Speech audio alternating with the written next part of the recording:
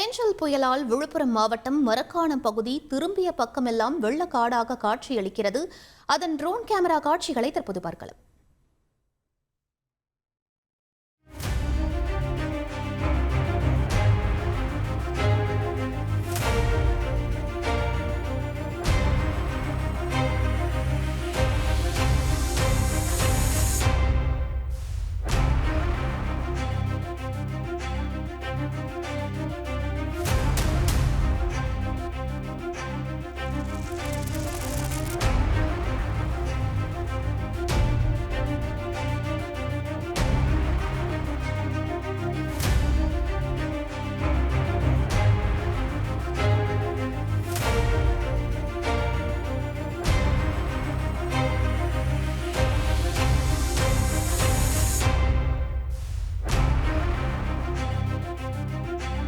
பிசினஸ்க்கு இடம் இல்ல, பணம் இல்லன்னு கவலைப்படாதீங்க.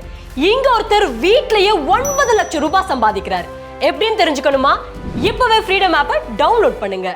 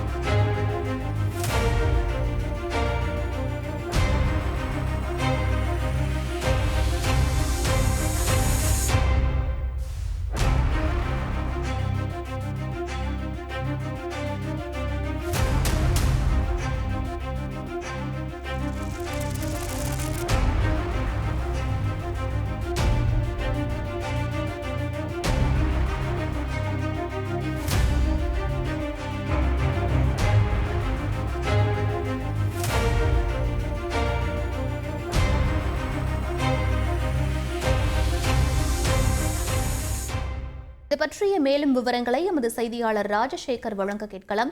வணக்கம் ராஜசேகர், தற்போது மரக்காணம் பகுதியில் நிலவக்கூடிய சூழல் என்னவாக இருக்கிறது? முழு விவரங்களை பதிவு பண்ணுங்க.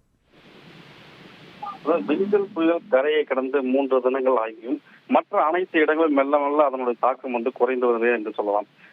குறிப்பாக பார்த்தோம்னா மரக்காணம் மற்றும் சுற்றியுள்ள கிராமங்களான காணிமேடு, மண்டகப்பட்டு, புதுப்பேட்டை, அசப்பூர், புதுப்பட்டு, வில்லிவாக்கம், சுனாமரி ஆகிய பகுதியில் பார்த்தோம்னா அதன் தாக்கம் குறைந்த பாடையில் என்று சொல்லலாம்.